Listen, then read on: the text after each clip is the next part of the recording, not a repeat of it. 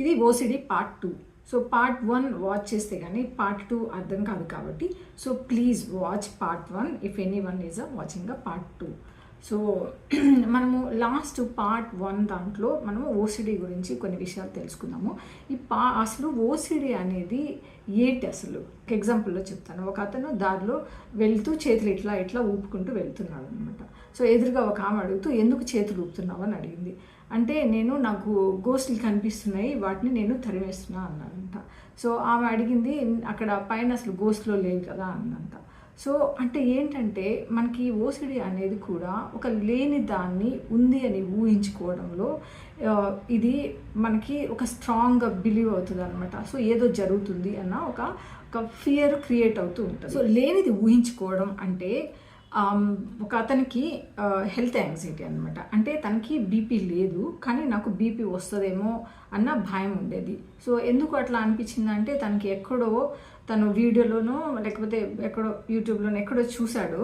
So anxiety ఉండే వాళ్ళకి BP పెరుగుతుంది అని ఎక్కడో తెలుసుకోవడం వల్ల సో అరే నాకు యాంగ్జైటీ ఉంది, నాకు కూడా బీపీ వచ్చేస్తుందేమో అన్న తెలియకుండా ఒక కాన్షియస్ ఫీలింగ్లోకి స్లోగా వెళ్తూ ఉన్నాడు అనమాట. సో ఎప్పుడైతే మైండ్ యాంగ్జైటీ ఉంది బీపీ పెరుగుతుందని అనుకుంటూ ఉన్నాడో స్లోగా ఏంటంటే నాకు బీపీ ఉంది అన్న ఫీలింగ్లోకి వచ్చేసాడు. సో ఎప్పుడైతే చెక్ చేయించుకుందామని డాక్టర్ దగ్గరికి వెళ్ళాడో అక్కడ తనకి ఉందేమో, అయ్యో నాకు బీపీ ఉందేమో అన్న తనకు ఉన్న ఆ ఫియర్ తోటే సగం వెళ్ళి చెక్ చేయించుకునేటప్పుడు నార్మల్గా ఉండేదానికంటే కూడా దానికి కొంచెం హైగా రికార్డ్ అయింది.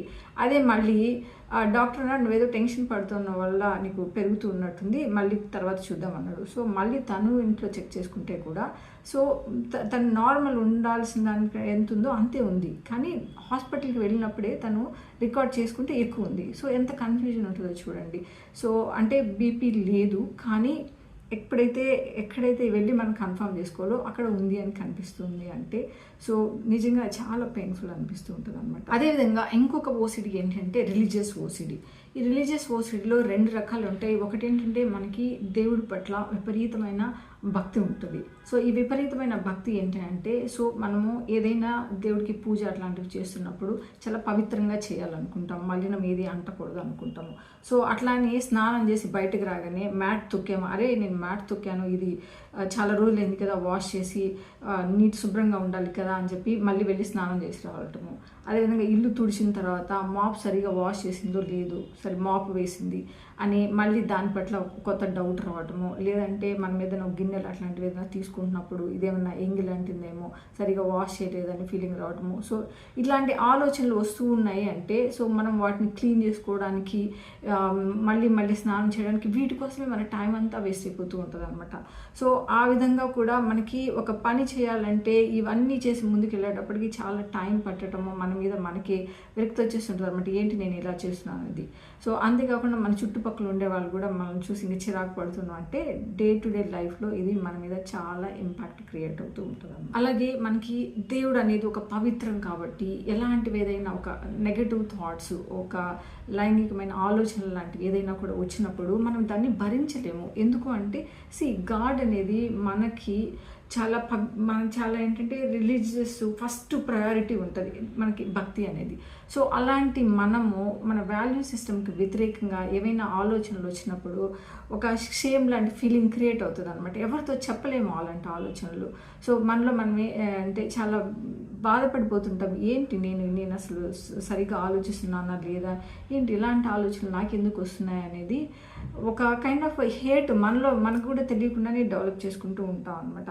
సో ఇది ఒక కైండ్ ఆఫ్ ఓసిడి. చూడండి, ఇలాంటి ఆలోచనలు కానీ వస్తూ ఉన్నప్పుడు ఇవన్నీ మన వాల్యూ సిస్టమ్కి వ్యతిరేకంగా ఉన్నాయి కదా. సో నిజంగా చాలా పెయిన్ని మన లైఫ్లో క్రియేట్ చేస్తూ ఉంటుంది. ఓసిడి అనేది సింపులే, కానీ అర్థం చేసుకోకపోతే మాత్రం ఇది చాలా పెయిన్ఫుల్ లైఫ్ని లీడ్ చేయాల్సి వస్తుంటుంది అనమాట. మనం ఓసిడి నుంచి బయటికి రావాలి అంటే మొదటిగా ఏంటంటే మనం లాజిక్ని అర్థం చేసుకోవాలి. ఇక్కడ లాజిక్ ఏం ఉండట్లేదు, కానీ ఒక ఎమోషన్ రాగానే అది మైండ్ని కామ్ చేయడానికి మనం ఏదో ఒకటి చేయడానికి ట్రై చేస్తున్నాము. సో అది మనం టెంపరీగా మాత్రమే దాన్ని రిలీఫ్ పొందుతున్నాం అనమాట. సో ఇక్కడ నా వాల్యూ సిస్టమ్ ఏంటి అని మనము మొదటగా ఐడెంటిఫై చేయాలి. సో ఇప్పుడు నేను ఎవరికైనా ఎందుకు హార్మ్ చేస్తాను, నేను ఎవరికి హామ్ చేయను అనేది మనకి ఇంటర్నల్గా మనకు తెలుసు కదా.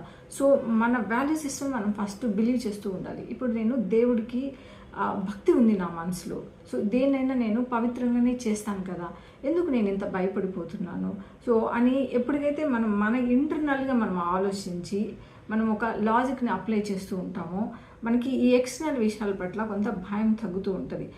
ఈ మాప్ క్లీన్ అయినా అవ్వకపోయినా కూడా నేను భక్తిగా నా మనసుని పెట్టి చేస్తున్నాను అని మనం ఎప్పుడైతే మనం 100% మన 100% మన ఎఫర్ట్స్ పెట్టుతూ మనము దాంట్లో ఇన్వాల్వ్ అయిపోయి ట్రై చేస్తూ ఉంటామో అప్పుడు ఈ ఎక్స్టర్నల్ ఫ్యాక్టర్స్ అనేటివి తగ్గిపోతూ ఉంటాయి.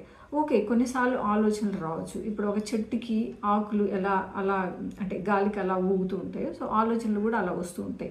కానీ నువ్వు ఎప్పుడైతే వాటిని పట్టించుకోకుండా నీ పని నువ్వు చేసుకుంటూ వెళ్తావో నువ్వు లాజిక్ సిస్టమ్ని లేదా నీ వాల్యూ సిస్టమ్ని ఫస్ట్ బిలీవ్ చేయి. నువ్వేంటి నీ కోర్ వాల్యూ సిస్టమ్ నువ్వు నమ్ముతూ ఉంటే సో ఈ ఎక్స్టర్నల్ ఫ్యాక్టర్స్ అనేటివి కొంత తగ్గుతాయి. కానీ మన ఫోకస్ ఆ ఎక్స్టర్నల్ ఫ్యాక్టర్స్ మీద ఉంది అంటే మాత్రం మన ఇంటర్నల్ వాల్యూస్ ఏంటి అనేటివి ఇది ఎక్స్టర్నల్ ఫ్యాక్టర్స్ డామినేట్ చేస్తుంది కాబట్టి మన ఇంటర్నల్ ఫ్యాక్టర్స్ తగ్గిపోతున్నాయి. అదేవిధంగా ఇంకొక టిప్ చెప్తాను, ఇది కూడా మనకి చాలా క్లీనింగ్ ఓసిటీల్లో తగ్గుతూ ఉంటుంది. సో ఒక ఎగ్జాంపుల్లో చెప్తాను. ఒక అతను బస్సులో వెళ్తూ ఉంటాడు. సో బస్సులో వెళ్తూ ఉన్నప్పుడు ఆబ్వియస్లీ చేతులు అక్కడ ఇక్కడ పెడతాం కదా, సీట్ల పక్కన రైలింగ్లు వాటన్నిటి మీద. సో అతనికి ఏంటంటే చాలా కంపరంగా అనిపిస్తుంది అనమాట. అబ్బా నేను ఎప్పుడు రీచ్ అయిపోతానా, వెళ్ళి నేను ఇమీడియట్గా ఇంటికి వెళ్ళి స్నానం చేయాలి అని చాలా ఇట్లా పెట్టుకొని కూర్చొని ఉంటాడు. సో తన స్టేషన్ వస్తుంది, దిగి ఇంటికి వచ్చేస్తూ ఉంటాడు. సో అడావిడిగా వస్తుంటాడు ఇంటికి, ఎందుకంటే నేను వెళ్ళి ఫస్ట్ ఫ్రెష్గా స్నానం చేస్తే కానీ నాకు ఈ టెన్షన్ తగ్గదు అని అనుకుంటుంటాడు అనమాట.